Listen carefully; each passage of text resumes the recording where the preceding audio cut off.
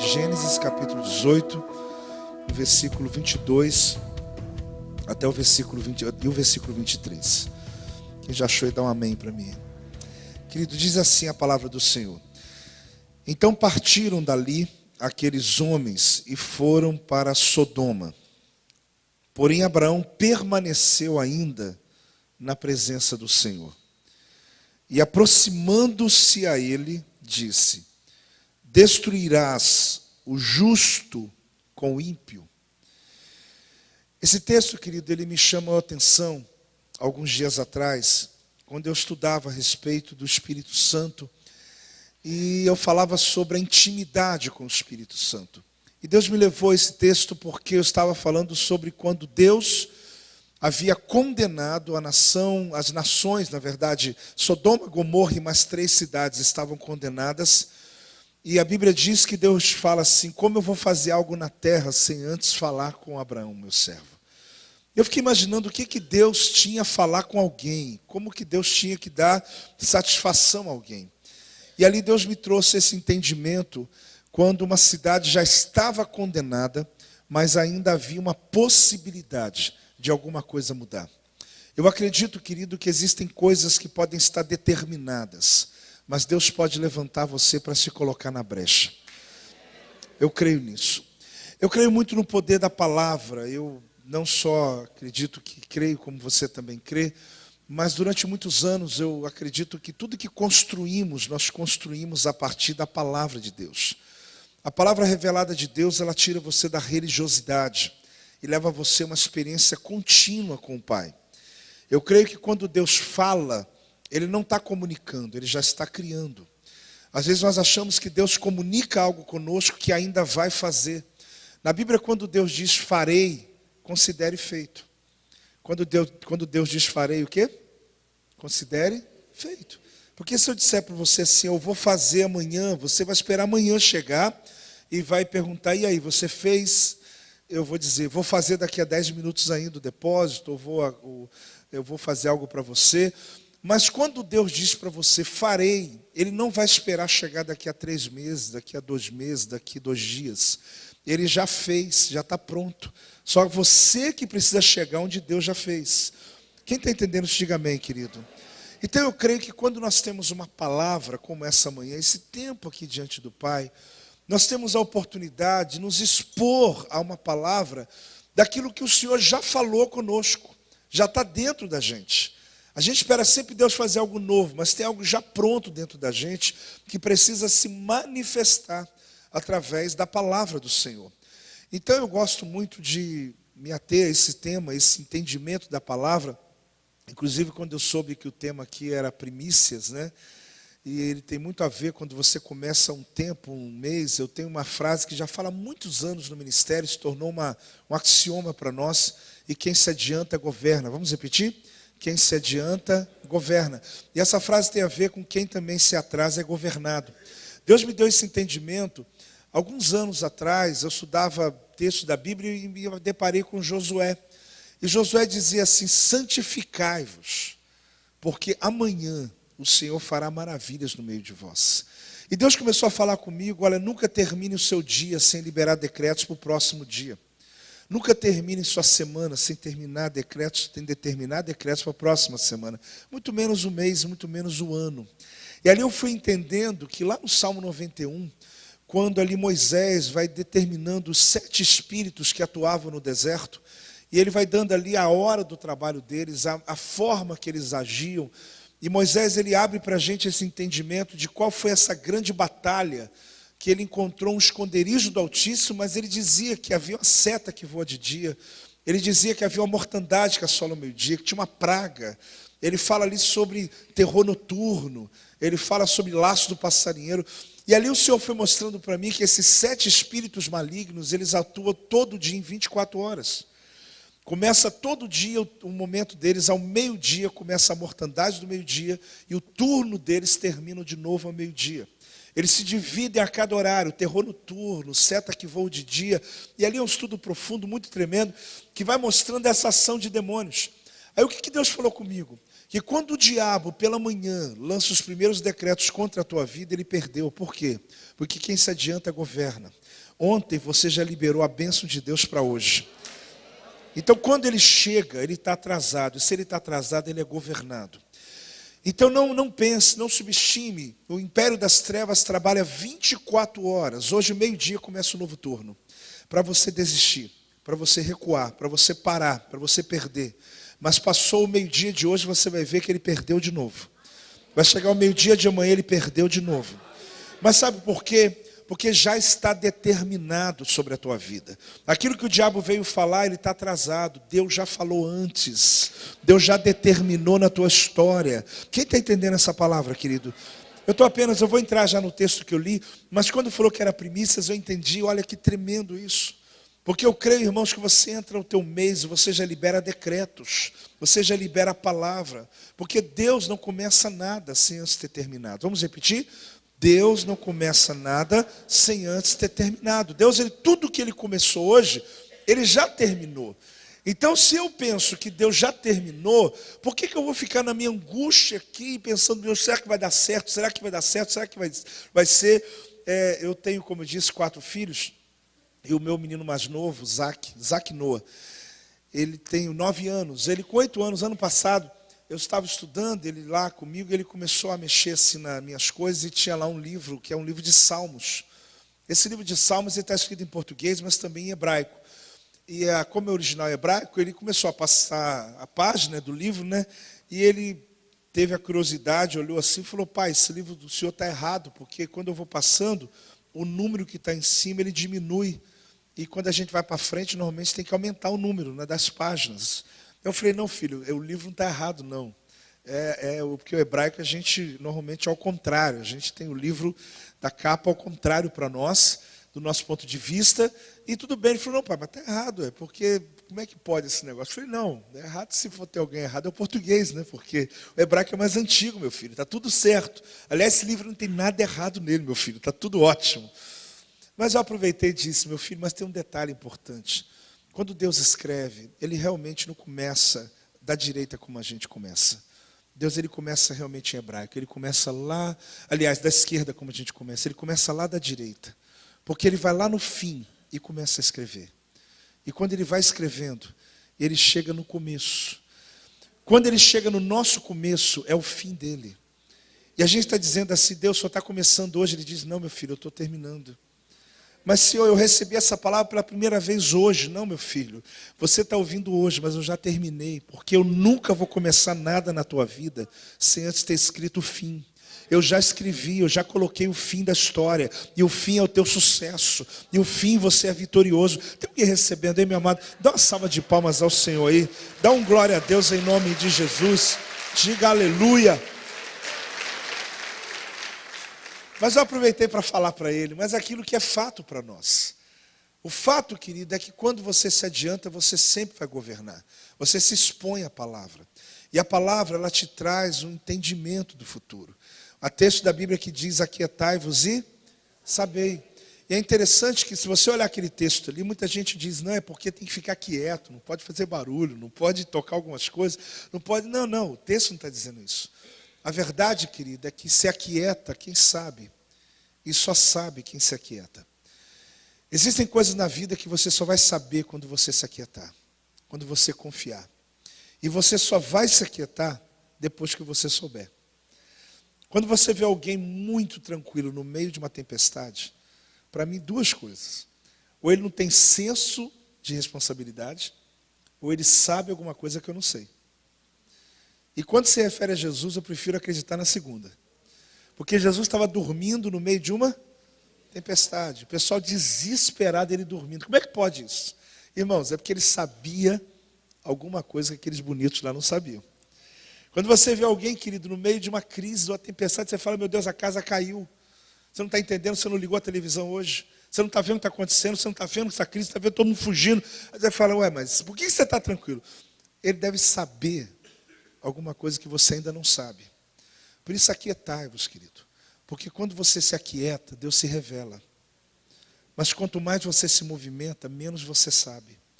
E Deus quer se revelar a você essa manhã. Ele quer te mostrar caminhos. Sempre a Bíblia é repleta de caminhos, de verdades que nos apaixonam. E o fato, querido, é que essa palavra, ela vai acendendo essa chama que nos mantém vivos. A gente estava adorando aqui, eu estava olhando aqui um pouco para vocês, eu fiquei olhando, que maravilha, que coisa linda, durante tanto tempo adorando, E talvez tem canções que você está cantando aqui, que você cantou semana passada.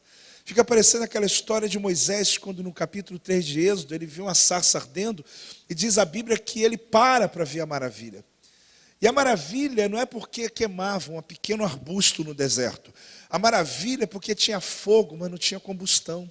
Tinha fogo, mas não tinha combustão. Então o fogo queimava, mas não virava cinza. O fogo queimava, mas não acabava. E Moisés para ver aquela maravilha. Ele estava apacentando as ovelhas do sogro dele. E eu não vou exagerar, te garanto que Moisés viu muitas vezes a sarça queimar no deserto, por causa da combustão, do calor, da sequidão. Mas o detalhe é que aquele dia tinha fogo, mas não tinha combustão. Então fez ele parar. Ele olhava aquela maravilha e de repente atrás da maravilha saiu uma voz. E a voz dizendo sobre o futuro dele. Porque por trás de toda maravilha tem uma voz. Vamos repetir? Por trás de toda maravilha tem uma voz. Toda vez que Deus mostra algo maravilhoso, espera o que vai vir. Porque o milagre, querido, para muita gente é o fim, para Deus é o começo. A gente espera acontecer algo maravilhoso, e você fala assim, pronto, eu posso descansar agora, porque Deus me ouviu. Não, querido, quando acontece o milagre, é a hora que começa a tua história. Porque a partir dali vem uma voz de Deus para o teu novo momento, novo tempo da tua vida. E Moisés olha aquela maravilha, aquilo chama a atenção dele, me chamaria também. Porque aponta um pouco, querido, para a nossa realidade. Porque quando você age no Espírito, no fogo da presença de Deus, tem fogo, mas não tem combustão. Você pode viver anos na presença do Senhor, alguém vai dizer, como você ainda chora? Como você ainda está tão renovado? Como que pode você passar tanto tempo servindo a mesma causa e não se cansar? É porque, meu amado, esse fogo não tem combustão. Esse fogo não exausta você, não deixa exausto você não fica exausto, cansado. Eu tenho visto muita gente começando, já terminando. Eu estou no ministério há 28 anos como pastor. E o fato que eu vejo alguns começando agora, em 2, 3 anos, diz, apóstolo, não aguento mais, não estou aguentando. Ih, mas meu Deus, não tenho mais condição, não tenho paciência. Eu falo, tem algum fogo errado aí. Porque quando você age na força do teu braço, querido, tem prazo de validade. Mas quando você depende dele, meu amado, você chega numa manhã dessa, pronto, está resolvido, você já se renova para os próximos anos, se for necessário, porque esse fogo é da presença dele. Quem está entendendo, meu amado? Moisés olhava aquele fogo e dizia, que maravilha. E o detalhe é que aquela pequena árvore, ou aquele pequeno arbusto do deserto, a madeira dela era tão ruim, diz os rabinos, que nem para construir deuses estranhos ela servia. E eu fico olhando Deus pegar uma madeira tão ruim, uma árvore tão insignificante, e colocar o fogo dele. Eu fico pensando por que Deus faz isso na frente de Moisés. E ele faz isso e deixa na Bíblia. Sabe para quê, irmãos? Você já captou, né? É para a gente lembrar quem somos, sarça. Né? Lembrar que a gente é como aquela sarça, que sem ele não somos nada. Isso não é discurso não, irmãos, é a verdade mesmo. Se o fogo dele sair de você, talvez alguém olhe para você e fale, que maravilha, e você logo se acha, né? Opa, está falando de mim. Não, sarça, não é de você não, sarça. Está falando do fogo que está sobre você. Está falando da unção que está sobre você. Deus entrega para cada um uma causa, querido. Quando você compreende qual é o propósito do teu nascimento, maravilha. Porque muita gente está rodando e andando em círculos na vida. Está como o povo de Israel no tempo de deserto, na desobediência, andando, sem alcançar nada. E a vida realmente ela é cíclica, mas não círculo. A vida é cíclica, mas como diz lá os colegas lá de Israel, ela tem que ser como uma espiral. Você vive dando voltas, talvez aqui uns dias o ano já está acabando de novo. Estava conversando agora há pouco, dizendo, meu Deus, parece ontem que eu tirei férias, e já estamos falando já de final de ano, e dá um giro, né? E você chega aqui dia 31, senta no final do ano, e meu Deus, eu estou na mesma cadeira, estou na mesma igreja, estou na mesma tudo. Isso é maravilhoso. E isso é tremendo. Só que você dá um giro, querido, como uma espiral. Você chegou no mesmo lugar, mas no nível mais alto. No mesmo lugar, mas no nível mais alto. No mesmo lugar, mas no nível mais alto. Isso só é possível quando você anda na palavra. Então as pessoas, às vezes, elas querem mudar, elas querem fazer algo. Ok, existem coisas novas. Mas você tem que entender que você pode acessar, querido, a mesma presença, ou seja, é um outro lugar no mesmo lugar. Você chega aqui como se fosse a primeira vez, isso é maravilhoso. É um renovo que Deus faz na nossa vida. Então compreenda isso, quando você se expõe à palavra do Senhor, Ele de fato, Ele te renova. E a tua vida será como esse espiral, o tempo todo. Quando você descobre qual é a sua chamada, qual é a sua vocação. Muita gente, como ele diz, tem caminhado sem compreender isso. Abraão, ele mostra para a gente nesse texto que ele compreende um pouco essa trajetória da vida dele. A história ela começa, pelo menos essa aqui que eu estou lendo, no capítulo 18, 1. Olha comigo o que diz aqui no capítulo 18. Eu estou no livro de Gênesis, que diz assim: apareceu o Senhor Abraão nos carvalhais de Manre, quando ele estava assentado à entrada da tenda no maior calor do dia, meio-dia. 2, levantou ele os olhos, olhou e eis 3 homens de pé em frente dele. Vendo-os, correu da porta da tenda ao seu encontro e prostrou-se em terra. Você percebe aqui, querido, que o texto diz que apareceu o Senhor para ele. Só que de repente diz o texto que 3 anjos aparecem para ele. Ali você descobre, querido, que Abraão, ele recebe uma visita celestial, uma visita de anjos que vem trazer para ele uma palavra, uma direção sobre o futuro dele. E ali você descobre que cada um desses anjos tinha uma missão, eram 3 anjos, 3 missões. Um deles, que era o próprio Senhor, você vai encontrar no Antigo Testamento a palavra anjo do Senhor, Malach Yavé. É o próprio Cristo, é o próprio Senhor no Antigo Testamento.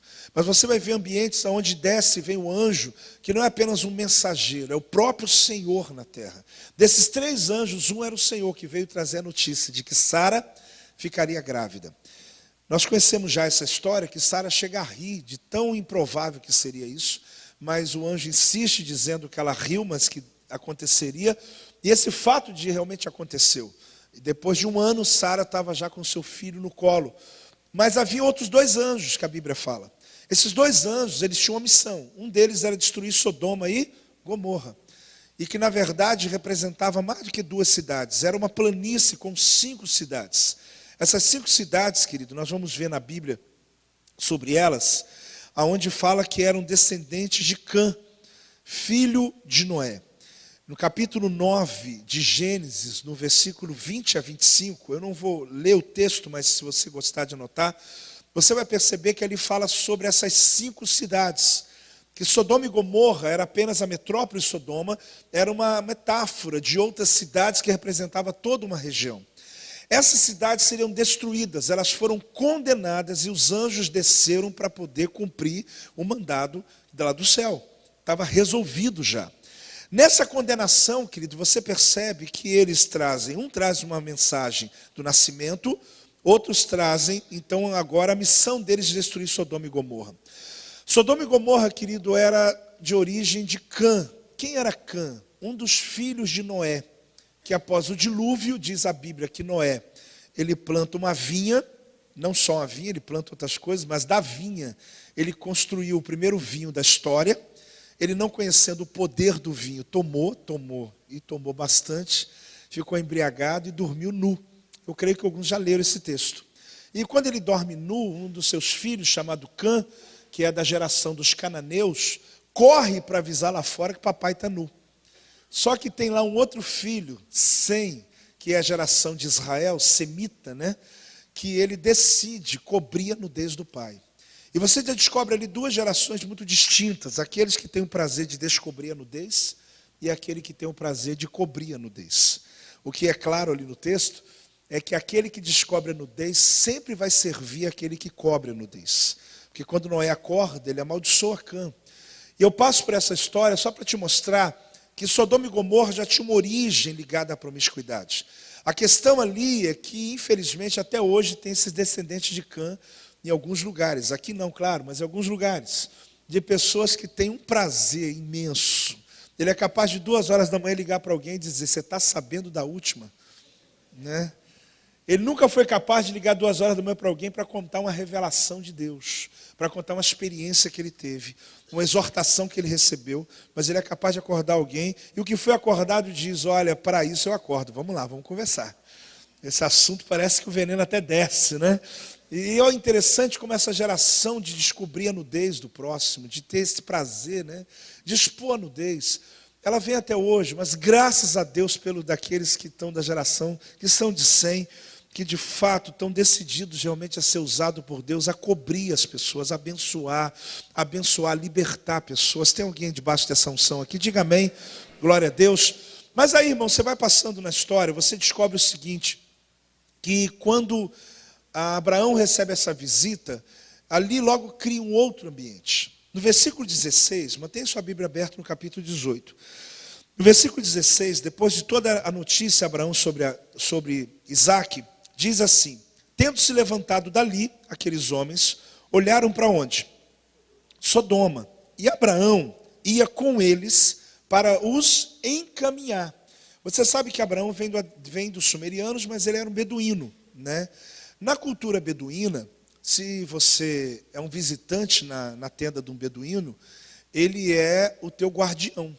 Se alguém chegar lá e querer brigar com você, se levantar contra você, aquele que está hospedando você, ele entra na tua briga. Mas outra coisa também importante, não só te alimenta bem, cuida de você, mas quando você vai embora, ele te leva na fronteira, ou do terreno dele, ou da nação dele, de onde for. Ele vai te proteger até o momento da onde ele tem autoridade. Abraão, então, quando viu que os anjos que vieram como homens, eram quantos mesmo? 3, lembra que eram 3? Eles olharam para Sodoma. Abraão, então, caminha com eles, segue junto deles. Para quê? Para levá-los para a próxima missão. Só que no meio do caminho existe ali um ambiente que se forma no texto que eu li. É coisa simples, eu precisava rapidamente, só de 3 homens. Vem os 2 aqui, queridos, estavam comigo, mais um. Só aqui em cima, rapidamente comigo. De eu mostrar essa dinâmica dos 3 anjos. Só mais um. Tem alguém em crise aí ou não? Mais um homem. Rapidinho, gente. Ô, irmão, defenda a classe. Pelo amor de Deus. Vem para cá, vem os 3 para cá. Vem cá comigo aqui. É simples, mas eu sei que assim você vai entender melhor o que aconteceu. Sem eles aqui, talvez você não entenderia tão claro. Fica aqui do meu lado, aqui os 3. Vamos apertar aqui no altar aqui. Irmãos, ele está aqui na tenda de Abraão. Então eu estou aqui, eu sou Abraão, 3 anjos, que cada um deles tem uma missão. Um deles veio trazer a notícia de que Sara ficaria grávida. A Bíblia diz no versículo 16, como você viu, que eles olharam para Sodoma. Então Sodoma está lá do outro lado. Quando eles olharam para Sodoma, Abraão então os conduziu, porque, o que eu te falei, a cultura dele, tal, vai levar esses anjos para seguir. Então os 3, vamos tentando andando do lado aqui juntos, os 3 vão andando junto com Abraão, do lado, vamos até o púlpito aqui. E eles vão seguindo, para onde que estão indo? Para Sodoma. Só que diz a palavra, para aqui, exatamente aqui. Só que diz a palavra, irmãos, no texto que nós lemos, no versículo 22, que Abraão, ele permaneceu. Olha aí no texto aí, vamos lá? Então partiram dali aqueles homens e foram para onde? Sodoma. Porém Abraão o quê? Permaneceu ainda na presença do Senhor. Eu estudava um pouco esse texto e me chamou a atenção profundamente. Porque eu imagino que Abraão permanecer na presença do Senhor significa que ele estava adorando a Deus. Mas o que está, na verdade, acontecendo aí é outra coisa. É que no momento que 3 anjos estão indo para Sodoma, no capítulo 19, só 2 chegam lá. Agora, por que ele permanece na presença do Senhor? Porque um dos anjos era o próprio Senhor. O próprio Senhor dito lá no capítulo 18, 1, que o Senhor veio estar com Abraão. Então, um dos 3 era o próprio Senhor que estava com ele. Então, no momento que ele chega na fronteira, os 2 anjos continuam até um pouquinho mais à frente ali, só para poder a gente exemplificar, e fica o Senhor. Aí você diz assim, Abraão permaneceu na presença do Senhor, e no versículo 23, e aproximando-se, aliás, esse é o meu tema de hoje, vamos falar juntos? E aproximando-se. Então, aproximando-se, o que é aproximando? Como que eu vou me aproximar de alguém que está do meu lado? Esse aproximar não é geografia, não é estar ao lado, aproximar é se posicionar. Ele se posiciona. E sabe o que acontece, irmãos? Para quem gosta de estudar um pouquinho, tu pega essa palavra e vai no original. Aproximar aqui é se pôr à frente. Ele se coloca na frente do Senhor, por uma causa. Agora, meu irmão, só de colocar a mão na arca, morreu. Só de trazer fogo estranho para dentro do templo, morreu outro. Como que pode alguém colocar e ficar na frente do próprio Deus, interromper o caminho do Senhor? Tem uma versão contemporânea, se alguém tiver em casa, você lê esse texto e vai ver que fantástico. Diz que Abraão, ele se põe à frente do Senhor, interrompendo o caminho do Senhor. Irmão, quem tem essa moral? Quem fala? Como que pode alguém interromper o caminho do Senhor? E lá os 2 anjos foram embora. Para onde? Para Sodoma. Com um propósito, destruir Sodoma e Gomorra, e um dos anjos ia salvar a família de Ló, talvez. Então aqui que me chama a atenção, porque aqui, irmãos, esse aproximar aqui é exatamente o seu posicionamento. Deus está esperando pessoas que se posicionem por uma causa, mesmo que já está condenado. Mas Deus está esperando alguém que diga: Senhor, eu ainda queria argumentar com o Senhor sobre aquele caso. Eu ainda creio que aquela família pode ser restaurada. Eu ainda creio que algo pode acontecer. Então, quando diz aproximar-se, é você sair de uma linha só de caminhar ao lado do anjo e dizer: Deus, eu estou me posicionando. Agora, por que Deus não consome Abraão? Porque a causa de Abraão era a causa de Deus. Quando você tem uma causa, querido, que está na palavra, que é o Senhor que diz a você sobre ela, que é uma promessa de Deus, você pode se posicionar. Porque você não vai estar interrompendo nenhum caminho do Senhor, não. Pelo contrário, Ele está esperando que você realmente se posicione. Quando os anjos foram, no capítulo 19:1, diz que chegaram só de noite. Começou meio-dia, comeram, o caminho não é tão longo.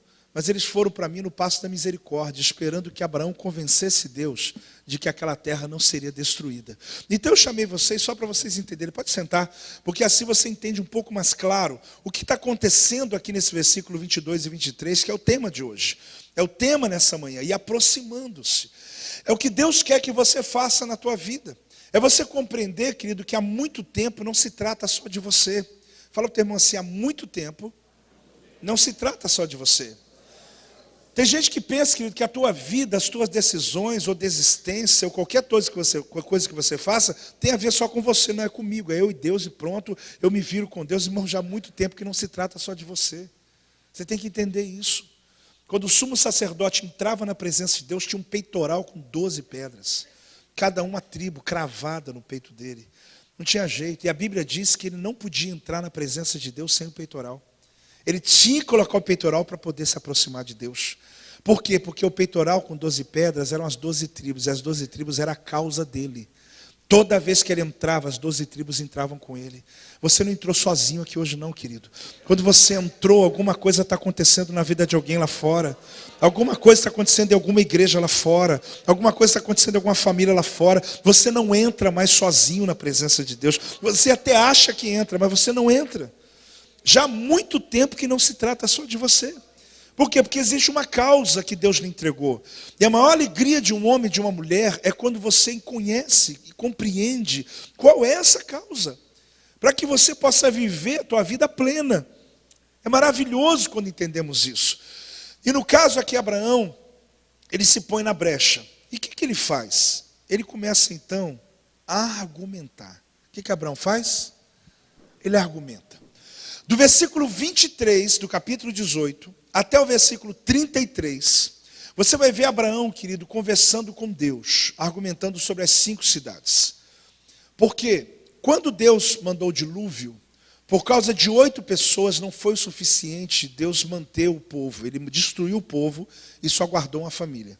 Abraão então tentou 10. Ele falou: Senhor, 50, ou seja, 10 em cada cidade, eram 5 cidades. 10 em casa. Senhor, por 50, se tiver 50 justos, o Senhor vai destruir? O Senhor vai destruir? E o Senhor disse não. Porque Abraão, querido, quando ele se colocou aqui à frente, deixa eu explicar. O texto significa você ir a um tribunal por uma causa. Então, o entendimento do texto, não só do texto, mas dessa palavra, e aproximando-se, é ir a um tribunal para defender uma causa. O hebraico ele dá para nós essa possibilidade. Por que ele faz isso? Porque ele se coloca como advogado, Deus é o juiz, e lá em Sodoma a acusação, e já está condenado. Então Deus fala, Abraão fala, eu ainda tenho uma chance, eu estou buscando a última possibilidade de salvar aquele povo. E ele começa agora a argumentar, e Deus está disposto a ouvir. Porque Deus já tinha falado, eu vou fazer algo, eu quero que Abraão saiba. Deus quer que você argumente, querido. Aí você diz, mas Deus quer que eu argumente contra ele? Não. Eu vou lhe mostrar que poder do argumento que você tem hoje. Nós vamos chegar lá. Mas aí Abraão se põe como advogado. Ele começa agora a falar com Deus. Deus, mas se tiver 50, se tiver 40, Deus. 3 cidades, então, 30, 10 em cada uma, nada. 20, não tinha. 10, não tinha, irmãos. Não tinha um justo lá. E Deus, ele aciona, porque Abraão aciona esse ambiente, porque no versículo 25, vamos lá, 18, 25. Longe de ti fazeres tal coisa, matares o quê? O justo com o ímpio, como se o justo fosse igual ao ímpio. Longe de ti não fará justiça o juiz de toda a terra. Por que eu digo a você que Abraão se coloca como advogado? Primeiro que é a primeira vez que você vai encontrar isso na Bíblia, juiz, justiça, apesar do livro de Jó ser o livro mais antigo da Bíblia, mas o Gênesis dá para nós esse princípio. Então ali ele começa a falar desse ambiente de um tribunal, ele cria um tribunal. Ele cria esse tribunal e não é a primeira vez, aliás, não é a única vez que você vai ver isso na Bíblia. Nós vamos encontrar esse tribunal acontecendo muitas outras vezes. De haver um momento onde Deus está decidido fazer algo na terra, mas ele consulta o tribunal natural. Ele está esperando que hajam pessoas que possam brigar por uma causa. Então, nesse ambiente, querido, Abraão, então, ele começa a argumentar. Quando chega no versículo 33, olha bem no 33, o 33 do capítulo 18. Está comigo aí, amém? Tendo cessado de falar a Abraão, retirou-se o Senhor. E Abraão fez o quê? Voltou para o seu lugar. Irmão, se o advogado perder os argumentos, o juiz vai embora para casa. Já não tem mais nada, já está decidido. Foi os argumentos. Já aconteceu, não tem mais. Então Abraão vai para a sua tenda, Deus vai para o seu trono, para o seu lugar, e aqueles 2 anjos estão aonde? Para cumprir a missão deles. Lá no capítulo 19, 1, vai dizer que 2 anjos chegam, vamos ler. 19, 1, ao anoitecer, vieram quantos anjos? Não eram 3? Porque só 2 chegam, você já aprendeu, não foi? Porque Abraão segurou um deles aqui, que era o próprio Senhor, argumentou. E os 2 anjos tinham que cumprir a missão. E cuja entrada, quem estava lá? Ló, sentado. Este, quando os viu, levantou-se e, indo ao seu encontro, prostrou-se rosto em terra. Aqui acontece todo um ambiente que eu creio que uma maioria aqui conhece, aonde Ló ainda tinha uma chance de salvar a família dele, mas eles eram ímpios diante de Deus, sua esposa, seus genros, ele tenta ainda salvar, e no final tem lá uma história ainda de salvamento. Mas olhe bem, nesse ambiente aqui, termina os argumentos. Acabou. Agora, por que nós podemos entrar numa causa e vencer? Porque a sua vitória não vem pelo argumento. Satanás, querido, ele é o acusador e não precisa de ajuda. Você sabe disso, né? Não precisa de ajuda. Porque tem gente que insiste em ajudar o diabo, né? O indivíduo chega na igreja, a última coisa que esse indivíduo precisa, querido, é ser acusado de algo. Porque ele chega aqui quebrado. Ele chega aqui precisando de ajuda. Ele precisa de alguém. Lembra daquele pessoal que viu um cego de nascença e chegou para Jesus e falou assim, quem que pecou? Foi ele? Foi o pai dele? Ele virou tema teológico. O pessoal queria saber o seguinte, o que está acontecendo com esse homem? Porque ele tem algum pecado. Né? Se ele nasceu cego, alguém é culpado. É o pai dele, a mãe dele. Irmão, esse gnosticismo da época invadia a mentalidade de um povo. Jesus quebra isso e diz, gente, você não está entendendo. Ninguém pecou, não foi ele, nem pai, nem mãe, nem ele. É para que manifeste nele as obras de Deus. Só que essa teologia espírita ainda está até hoje na igreja de Jesus, aí para fora. Tem gente que o irmão foi mandado embora e falou, deve estar em pecado. Você já viu isso? Não, tem gente que tem esse negócio. O irmão está passando por uma luta, deve ter alguma coisa escondida na vida dele. Irmão, se fosse assim, coitado de Daniel, que orava 3 vezes ao dia, foi jogar na cova do leão, irmão. Se fosse assim, você vai ver na própria história de Jesus, que quando foi batizado no Espírito Santo, o Espírito Santo levou ele para onde? Para o deserto. Porque o Espírito Santo só leva para o deserto quem está cheio, irmão.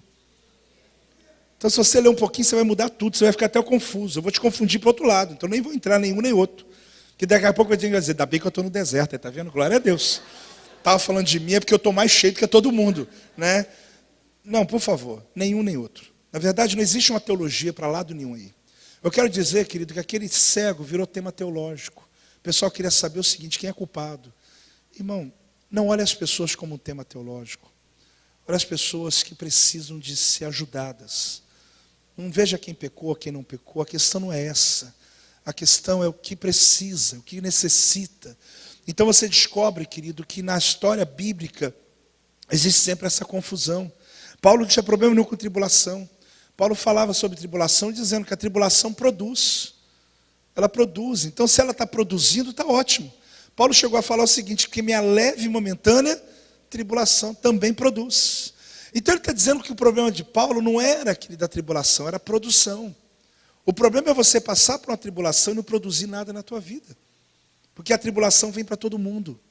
Não é porque está em pecado ou não está em pecado, é porque ela chega para colocar a tua vida em ordem.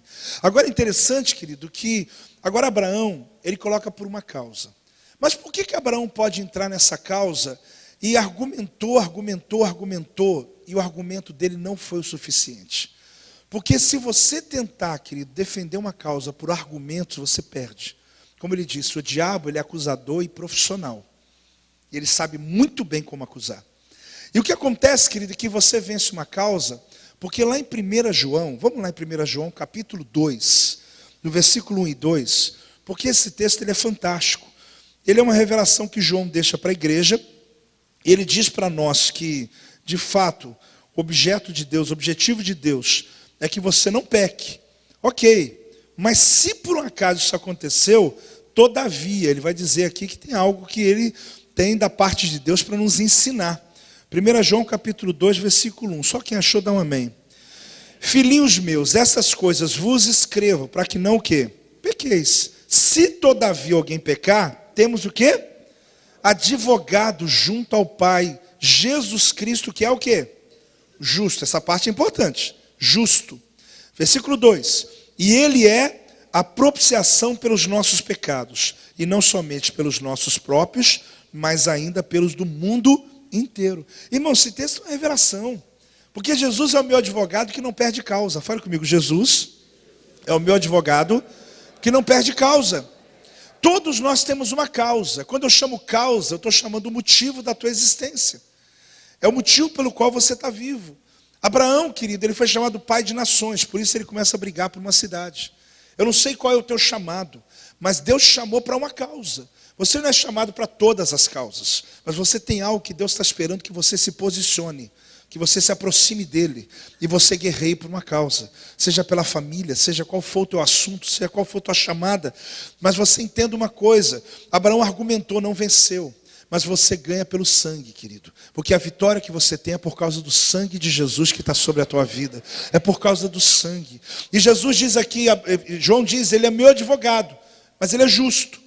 Mas por que tu vence a batalha? Por que a causa, se a causa tua for pega por Jesus, hoje você pode dormir tranquilo? Porque, meu amado, não é porque você é justo, é porque ele é justo. Porque aquele que defende você, ele se põe à tua frente e vence a sua causa.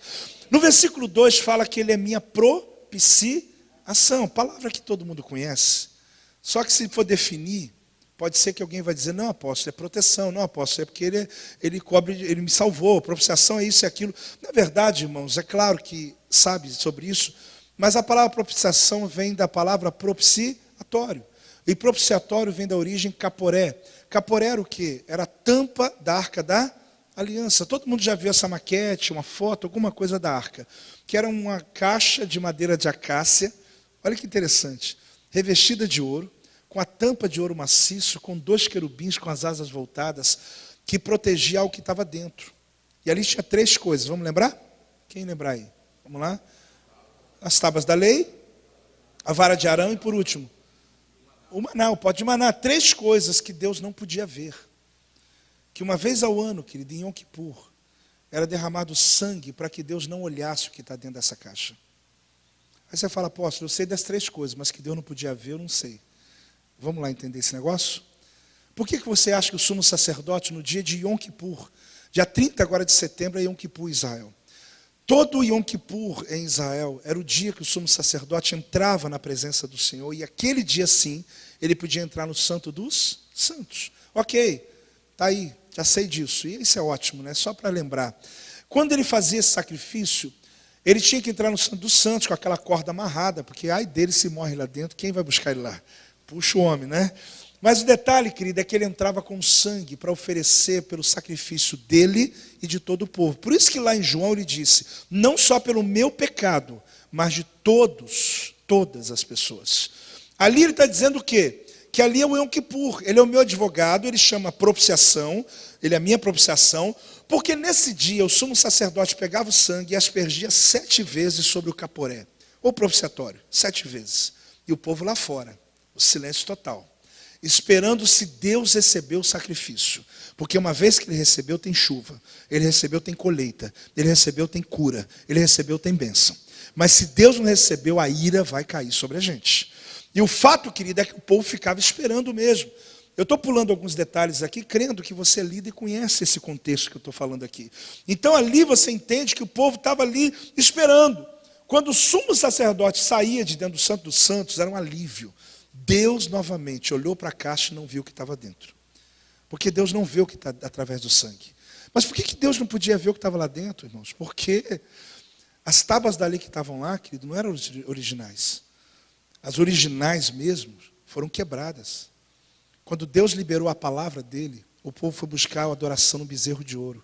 E pela misericórdia, ele liberou a segunda tábua. E mandou esconder dele. Esconde para que eu não veja. Sabe por quê, meu amado? Porque toda vez que Deus olhasse para aquelas tábuas, ia se lembrar quanto o seu povo rejeitou a sua palavra. Existem 3 coisas naquela caixa que você tem que lembrar sempre, que Deus não quer ver na sua vida. Uma delas é rejeitar a palavra dele que vem sobre você. Você está entendendo ou não, irmão? Por que colocava o sangue, irmão? Porque o sangue é para não ver o que está dentro. Por que ele não podia ver aquele pote de maná, inclusive que nem apodrecia?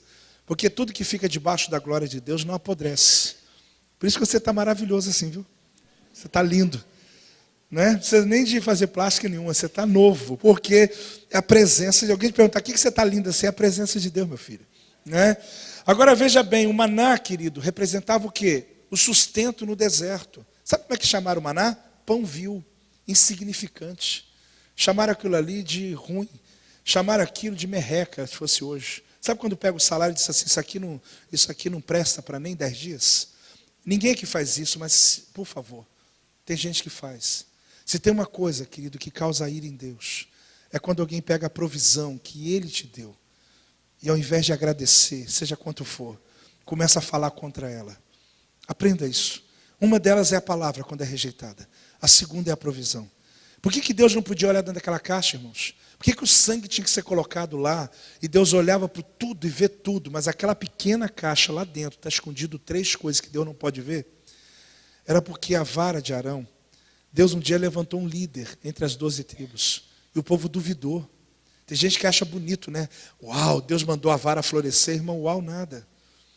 Porque Deus tem que precisar provar para você aquilo que Ele já falou, isso não se torna agradável. Deus teve que fazer uma vara florescer no meio de 12, para o povo acreditar naquilo que Ele já havia falado. E Ele pega essa vara e diz, esconde da minha presença. Sabe por quê, irmãos? Porque se Deus olhar para aquela vara, Ele vai se lembrar o dia que o povo rejeitou a liderança que Ele levantou. Tem 3 coisas que você não esqueça na tua vida. Você não vai esquecer, não? Você está ouvindo, amém? Aí? Vocês estão aí ou não? 3 coisas que você não esqueça na tua vida. É a palavra, não rejeite. É o sustento que Deus lhe dá, não diga contra Ele. E líderes que Deus levantou, honre cada um deles. Porque se tem 3 coisas que Deus escondia para a maldição não vir sobre o povo, era essa. Deus olhava, o sangue está ali, Ele não vê. Lá no Novo Testamento, Jesus fala, eu sou a tua propiciação. Você está entendendo por que Ele disse isso? Porque você é essa caixa daquilo que Deus não pode ver. Porque tem coisas dentro de nós que se Deus olhasse, ai da gente. Mas quando Ele olha do céu para nós, querido, Ele vê o caporé, Ele vê a propiciação. Ele olha e não vê através do sangue. E por isso Ele é o teu advogado, Ele é a tua propiciação, Ele é o justo. E Ele não perde nenhuma batalha. Porque toda acusação contra você, Ele já levou na cruz do Calvário. O sangue dEle te protege. Tem alguém recebendo? Tem alguém entendendo? Dá uma salva de palmas ao Senhor. Dá um glória a Deus em nome de Jesus.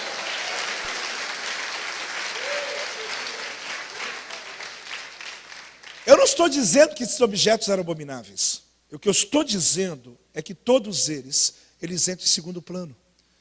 porque Deus precisou fazer da vara florescer, ou de uma segunda tábua da lei, ou de guardar um pote para lembrar todo o tempo aquele povo. Agora o povo via, o povo sabia o que estava lá dentro. Para eles não se esquecerem mais de que quando Deus levanta alguém, de quando Deus traz a palavra, de quando Ele te traz o seu suprimento, você precisa saber como se comportar diante deles. Mas vamos caminhar. Abraão argumentou e não foi o suficiente. Mas você vence porque você não argumenta, você tem o sangue do Cordeiro. Não tente vencer por argumentos, querido, você vai perder. Vença pelo sangue. Aplica o sangue do Cordeiro sobre a tua família, sobre o teu casamento, sobre a tua vida. Porque nós não somos justos, nós somos justos por causa dele que é justo. Quem justificou você foi Cristo. Então não queira ser mais justo que Deus, dizendo porque eu, irmão, porque tu vai perder. Tu vence por causa dele. Tu vence pela misericórdia dele. Então ele vai pegar a tua causa e você vai vencer essa causa em nome de Jesus. Então não se junte ao diabo como mais um acusador. Pelo contrário, se ponha diante de Deus para defender uma causa. Amado, no versículo 21 do capítulo 18, vamos lá de novo em Gênesis. Você está comigo aí? Amém? Volta lá comigo em Gênesis capítulo 18. Agora eu quero ler o versículo 21. Olha o que diz aqui no versículo 21. Quando o próprio Deus, ele desce para ver o que está acontecendo. Descerei que verei. Se de fato o que tem praticado corresponde a esse clamor, que é vindo até mim. E se assim não é, sabê-lo-ei. Deus está dizendo, olha, alguém clamou, alguém acusou Sodoma. Alguém acusou essa terra. Mas eu vou descer, e eu vou ouvir, e eu vou ver. Se o próprio Deus, que é onisciente, onipresente, que sabe todas as coisas, ele disse, eu vou descer lá no meio do povo para poder ouvir, para ter certeza, para poder não julgar errado. Imagine a gente. Como que a gente julga a causa sem nem ouvir o outro lado? Como que a gente julga pessoas sem nem entender a realidade delas? Está entendendo isso, meu amado? Como isso? Se o próprio Deus disse, eu vou descer, eu vou ouvir, porque se não for o que me falaram, sabê-lo-ei. Eu vou saber o que fazer. Então Deus estava ali averiguando todas as maneiras de não haver uma condenação sobre Sodoma. Abraão argumentou, Deus ouviu. Deus desce, ele ouve todo o povo. Ele está tentando ali ainda mudar esse decreto, mas os anjos foram. Aí você vai na palavra, querido, no capítulo 19, no versículo 27, nós estamos em Gênesis. Olha o que diz aqui. Tendo se levantado quem? Você está aí ou não? Vamos lá. Tem quem que levantou? Abraão. Abraão levantou. E era o quê? De madrugada, irmão. Foi para o lugar onde estivera na presença do Senhor. Você lembra que lugar é esse ou não? Dá para lembrar? Ontem ele passou a tarde com os anjos. Ele anda até Sodoma, chegou até aqui na fronteira. Ele permaneceu na presença do Senhor, aproximou-se do Senhor. Os dois foram lá para destruir Sodoma. Ele argumentou até o capítulo, até o versículo 33. Acabou o argumento, ele foi dormir. Foi embora. Nem sei se dormiu. Porque depois de uma experiência dessa, meu irmão, fica um pouco difícil. Aí agora, de madrugada, ou seja, nem ainda clareou. Ele acorda. Para onde que ele volta? Ele vem para cá. O Senhor não está aqui fisicamente mais, aquele anjo não está aqui mais. Mas ele está no lugar onde ele esteve ontem com Deus. Amado, você precisa ir nesse lugar. Tem um lugar na tua vida que você esteve com Deus. E Deus tem saudade de você lá. Esse lugar não é um lugar geográfico. Esse lugar é um posicionamento que você tomou na tua vida um dia, que fez diferença na tua vida. Você está entendendo ou não, querido? Esse lugar não é uma montanha que você ora, pode até ser. Não é aquele quarto que você morava, não é aquela igreja, não é. Pode até ser, mas necessariamente não. É a posição que um dia você tomou com Deus. Tem um momento da tua vida que Deus tem saudade. Tem um momento da tua vida onde ardia o teu coração, querido. Tem um lugar que você tem que voltar. Abraão voltou para aquele lugar, sabe por quê? Porque foi o último lugar da experiência com Deus. Hoje Deus está lembrando você desse último lugar que você esteve na presença dEle. Porque quando você volta a esse último lugar, Deus clareia, Deus traz entendimento, Deus traz renovo, Deus traz cura, Deus move sobre você. E quando Abraão chega lá, olha interessante, irmãos. Ele olha para onde? Ali era a fronteira, ele olha para Sodoma, versículo 28. Ele olhou para onde?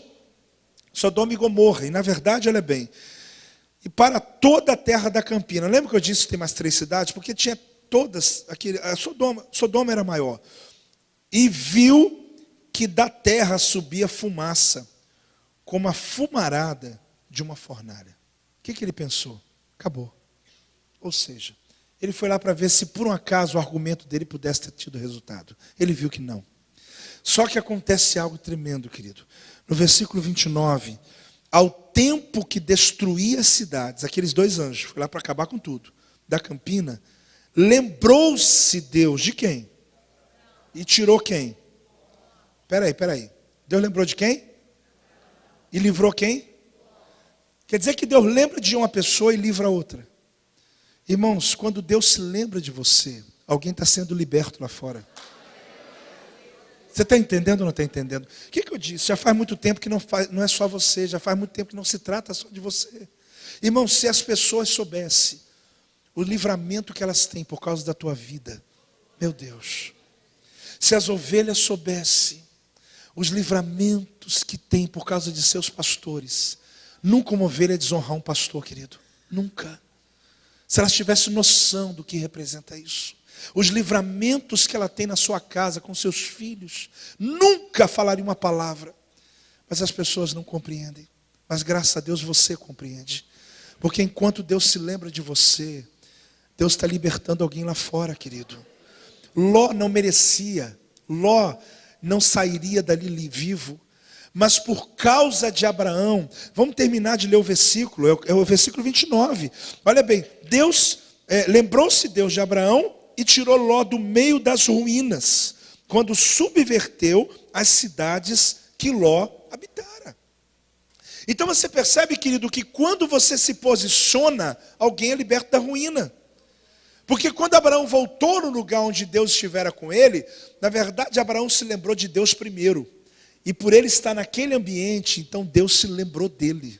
E ali naquele momento está acontecendo uma destruição, está acabando tudo. Amado, a gente está vendo hoje no mundo, e a gente olha ao nosso redor, o Rio de Janeiro, o Brasil. Você vai olhando esse cenário todo montado, é porque nós temos o Senhor. Porque se nós não tivéssemos, nós olhamos aqui a Venezuela como ficou, e você olha assim, meu Deus, o que vai acontecer com esse Brasil? Mas nós temos o Senhor. Nós aprendemos, inclusive, com Davi, que na presença dos nossos inimigos, Deus vai preparar a melhor mesa para nós. Então a gente aprendeu isso, porque senão, irmãos, a gente ficava em desespero. A gente aprendeu com Davi, porque ele escreveu isso no contexto de Israel. Você sabe que Israel é um pequeno país, em volta dele estão os seus inimigos. E os inimigos em volta deles não atrapalham eles prosperarem. Pelo contrário, você vai ver lá, enfim, é um outro tema, né? Um povo muito rico, muito próspero, na presença dos inimigos. Porque Davi entendia o seguinte, que quando o inimigo se aproxima, tem 3 bênçãos chegando para você. Deus vai transbordar o teu cálice, Deus vai preparar a melhor mesa, e ali diz, querido, que na presença dos inimigos, Ele vai ungir a tua cabeça com óleo. Então, amado, eu já falei com Deus que Ele não precisava me abençoar na presença de inimigo nenhum. Que Ele podia me abençoar lá no quarto escuro, só eu e Ele. Mas Ele falou para mim que Ele gosta de honrar você que serve a Ele na presença do próprio inimigo. Fazer o quê? No capítulo 14 de Êxodo, você vai ver que Deus foi mais além. O povo já estava pronto para atravessar o Mar Vermelho. Sabe o que Deus falou? Retornem, voltem para Piairote e acampem lá, até que eu digo o que vocês têm que fazer. Recuem. Foi a primeira vez que eu ouvi a palavra recuar sendo boa, porque, irmãos, eu tinha uma cabeça de que voltar era sempre perder. Mas eu aprendi naquele texto que recuar é estratégico. Que tem hora na tua vida que você tem que dar um passo atrás mesmo, para você ter uma estratégia nova. E eles recuam. Olha bem, queridos. Quando chega lá, começaram a dizer, será que não tinha cemitério suficiente no Egito? Né? Começaram a reclamar. A notícia chegou que o faraó estava vindo com raiva, com ira.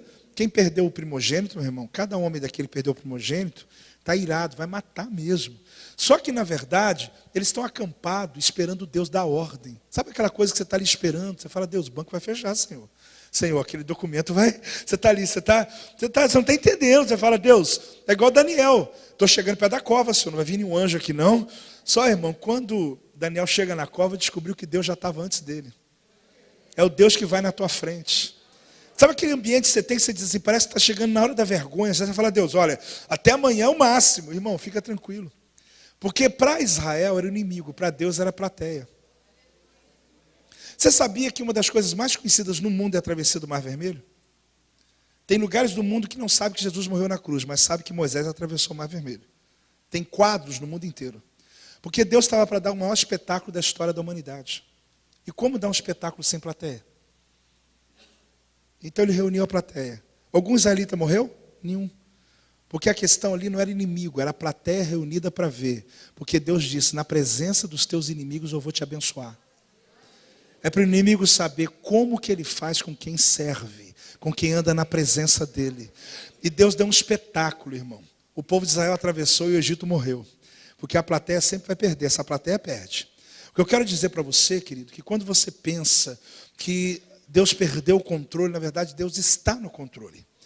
Então ali você descobre o seguinte, que quando tem essas dificuldades da vida, Deus está reunindo plateia, Deus está reunindo o inimigo para te abençoar.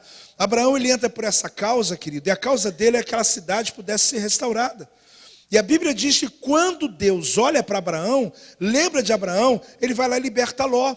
Então eu tenho consciência na minha vida de que não se trata só de mim, de que quando eu entro numa batalha é porque muitas pessoas estão sendo libertas e abençoadas. Era a causa de Abraão. Agora preste atenção, já estou caminhando ao final. Quando Abraão, querido, então ele está ali na presença do Senhor, e ele está vendo a cidade sendo acabada, queimada, você descobre ali uma diferença que havia entre Abraão e Ló. Porque se você for no capítulo 18, versículo 1, dá uma olhadinha aí. Dá uma olhadinha no capítulo 18. 1 ou 2. Quando o anjo chegou, Abraão estava sentado à porta de quê? Da tenda. Capítulo 19, 1. Quando os dois anjos chegaram, Ló estava sentado à porta de quê? Da cidade. Sentar-se à porta, que significa proteger. Eu protejo aquilo que eu acredito. Abraão, ele estava na tenda porque ele acreditava na família. Mas Ló, de fato, ele sempre acreditou que aquela cidade, aquela metrópole era a prosperidade dele. Ele achava que ele ia ficar rico. Ló, desde que ele esteve no Egito, irmãos, ele nunca mais foi curado. Ele esteve no Egito com Abraão, tanto que quando Abraão falou assim, escolhe o caminho que você quer seguir. Diz a Bíblia que ele escolheu o caminho de Sodoma, que parecia com o Egito. Eu estou parafraseando, mas está na tua Bíblia. Sabe por que ele escolhe esse caminho? Porque ele tinha dentro dele a visão do Egito. Ele olhou, ele se apaixonou por aquela metrópole. Ele olhou, ele viu a promiscuidade, ele viu tudo aquilo, ele achou que aquilo seria um estilo de vida. E ele realmente escolheu o caminho de Sodoma. Porque Ló, querido, ele faz parte de uma geração que escolhe caminhos. Mas Abraão faz parte de uma geração que transforma caminhos. Você tem que entender essa dinâmica, porque hoje vivemos ainda essa dualidade, essa escolha da vida. Tem gente que ainda acredita que tem lugar que ninguém vai prosperar lá. Só que, não acredite nessa mentira, não. Porque a questão, querida, é que Ló, ele então tinha uma coisa na vida dele. Ló corria atrás da riqueza. Ele estava sentado à porta da cidade, porque Ló, desde que foi para Sodoma, aquela metrópole, o problema de Sodoma, querido, inclusive, eles eram tão ricos que eles não gostavam de forasteiros e visitantes. E se alguém lá ajudasse um pobre, era apedrejado. Porque eles não queriam ninguém pobre no meio deles, eles eram muito ricos. E Ló foi para lá para quê? Ele queria dinheiro, ele queria riqueza. Só que enquanto Ló corria atrás da riqueza, a riqueza corria atrás de Abraão. Que coisa ruim, né? Tem gente que estivesse lá e falar assim, isso não está certo. Não concordo. Irmão, vai falar com Deus. Porque enquanto tem um monte de gente correndo atrás do dinheiro, o dinheiro está correndo atrás de outros. Aí você fica sem entender, fala, eu trabalho tanto, eu corri tanto, desde que entrou o ano eu não sei mais, eu já arrumei 2 empregos, já. Irmão, se trabalho desse alguma riqueza para alguém, é a bênção de Deus, querido. É a bênção de Deus. São os princípios do Senhor. Aprenda isso na tua vida. Você não precisa concordar comigo, não. Depois o pastor dá uma arrumada nesse negócio aí. E depois que a gente sai, o pastor fala, gente, olha, não é isso não. Estou brincando. Pastor, amei conhecer seu pastor. Olha que interessante, querido. Muita gente ainda acredita nisso. Eu vou trabalhar até morrer mesmo. E pior que depois tudo que conquistou, o filho acaba com tudo. O neto acaba com tudo. Por quê? Porque não tem a bênção de Deus. E tem gente que insiste com isso. Ele não está aqui agora porque ele fala, não, porque alguém tem que trabalhar. Não é? Eu quero célula. Não, célula não, porque eu não tenho tempo. No culto não dá para me ver com nada na igreja. Porque, olha, eu tenho que... Irmãos, A bênção de Deus na tua vida é conhecer o propósito do teu nascimento. Se você conhecer isso, Deus vai te abençoar. Deus vai te patrocinar. Você pode receber a bênção. Porque junto com a visão tem a provisão. Toda vez que Deus dá uma visão, Ele dá a provisão. Então eu preciso crer nisso. Só que Ló corria atrás da riqueza. A riqueza correndo atrás de Abraão. Correndo dele e correndo atrás de Abraão. E Abraão sentado lá na frente da tenda dele, no meio de um deserto. Irmão, Sodoma e Gomorra, Sodoma, era uma cidade muito rica. Só que Ló não conseguia ter nada lá. Onde Abraão estava, era uma terra árida. Mas Abraão tinha um sentimento, um entendimento muito claro, de que ele não escolhia caminhos, ele transformava onde estava. Eu já vi gente falar comigo assim, mas você não sabe onde eu moro, porque se você soubesse onde eu moro, lá ninguém prospera, irmão, você prospera. Ah, você não sabe, eu trabalho muito com pastores falam assim comigo, você não sabe onde é a minha igreja, porque o bairro que eu estou lá não tem jeito, irmão, você não sabe? Talvez tenha pessoas sem propósito, porque quando você está no teu propósito, você rompe em qualquer lugar. Então a gente tem que entender uma coisa clara, querido. Abraão, ele transformava o lugar que ele estava. Acreditava-se, né, que Abraão ganhou uma terra. Uau, ele deve ter feito um curso de ação de graça, porque ganhou aquela terra enorme. Irmão, quem tinha que fazer curso de ação de graça era a terra, não Abraão. Que Abraão já era rico. Você não está entendendo? Abraão não estava precisando de mais nada, ele já era rico, já era dono de um território enorme. Quem precisava de Abraão era a terra, não era Abraão que precisava de nada. Porque Abraão chegou lá e continuou rico. A terra era árida e ficou próspera. Quem que ganhou? Amado, tem um monte de lugares que você está dizendo, ai meu Deus, um dia eu preciso desse lugar, não é o lugar que precisa de você. Tem lugares que quando você colocar a tua empresa, vai valorizar 10 vezes mais. Sabe por quê? Porque aquela terra não tinha valor até você chegar lá. Só que ela precisava de você chegar lá. A tua presença transformou aquele ambiente. Você está recebendo ou não está recebendo, querido? Porque a prosperidade não está no lugar, a prosperidade está em você, meu irmão. Quando você chega, lugares são transformados. Mas uma coisa eu tenho que entender. Abraão seguia princípios. A tenda e o altar. Ló largou mão dos princípios. Não tinha mais altar para ele. E muito menos a tenda da adoração. Porque Ló, ele conseguiu viver uma vida apenas correndo atrás do trabalho, dinheiro. Ele esqueceu da oração. Ele esqueceu da adoração. E Abraão passava tempo na presença de Deus. E a raiva de quem vê fala assim, mas como é que ele prospera desse jeito? É porque Deus era com ele, querido. Ele não precisava de muito tempo para prosperar. Tudo que ele colocava a mão, Deus abençoava. Eu estou conduzindo você nesse tema, porque o tema de hoje é aproximando-se. E eu quero caminhar ao final dizendo uma coisa para você, querido. No versículo 23, quando diz aproximando-se, ele se posicionou. Esse posicionamento é de alguém que está dizendo, Deus, me dê uma chance de lutar por essa causa. Eu creio, irmãos, que Deus vai dar uma causa a você nessa manhã. Ou que alguns aqui que têm uma causa e Deus vai te renovar, te despertar. Alguma coisa que vai renovar teu fôlego, que vai te fazer acordar mais cedo por amor. De alguém que vai dizer para você, como pode você trabalhar assim e você ter tanta alegria, porque eu achei o lugar, eu achei o caminho, eu achei a chamada que Deus tem para a minha vida. Amado, você tem que descobrir esse caminho para você, porque Abraão lutou por Sodoma. No argumento ele não venceu, mas você tem o sangue do Cordeiro. O caporé, a propiciação. Quando o Senhor está na sua frente, querido, pode vir o diabo acusar você, mas ele não vai conseguir te acusar e te condenar, porque nenhuma condenação há para aqueles que estão em Cristo Jesus. Pode dar uma salva de palmas ao Senhor. Nenhuma condenação há para aqueles que estão em Cristo Jesus. Por isso, em nome de Jesus, tome uma causa para você hoje. Tome uma causa para você hoje. Talvez seja a tua família. Abraão sentou-se à porta da tenda. Eu não sei a porta de que você vai se assentar hoje, mas você se assenta à porta daquilo que você defende, daquilo que você acredita. Você tem que acreditar em alguma coisa.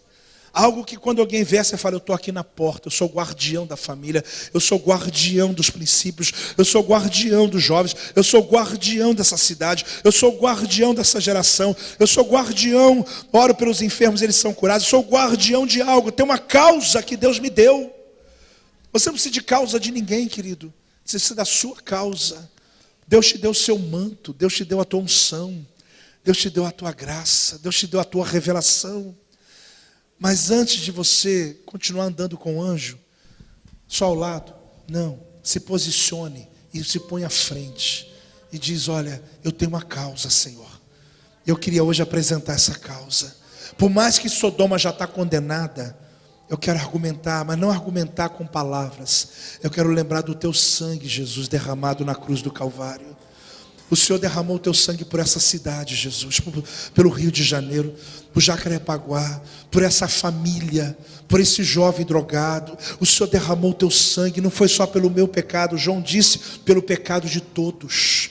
Ele foi lá e morreu por todos. Quem recebe essa palavra sobre a tua vida? A palavra é: aproxime-se. Aproxime-se de Deus. Aproxime-se de qual é a tua causa. Lembre-se, querido, Ló ficou durante muito tempo tentando arrumar dinheiro para a vida dele. O máximo que ele conseguiu foi uma família destruída. Se não fosse Abraão, ele morreria. Mas por causa de Abraão, Deus livrou Ló. Você está aqui hoje, irmãos. Tem gente sendo livre lá agora, lá fora. Tem gente que não morreu ainda por causa de você. Você sabe disso. Mas hoje Deus te dá uma palavra de autoridade, uma palavra definitiva sobre pessoas, sobre situações, sobre circunstâncias. Se você tem uma causa, se ponha de pé, querido. Se essa causa é sua, se essa causa é de alguém, se você tem uma causa, se ponha de pé. Se você crê que essa palavra ela faz sentido para a tua vida,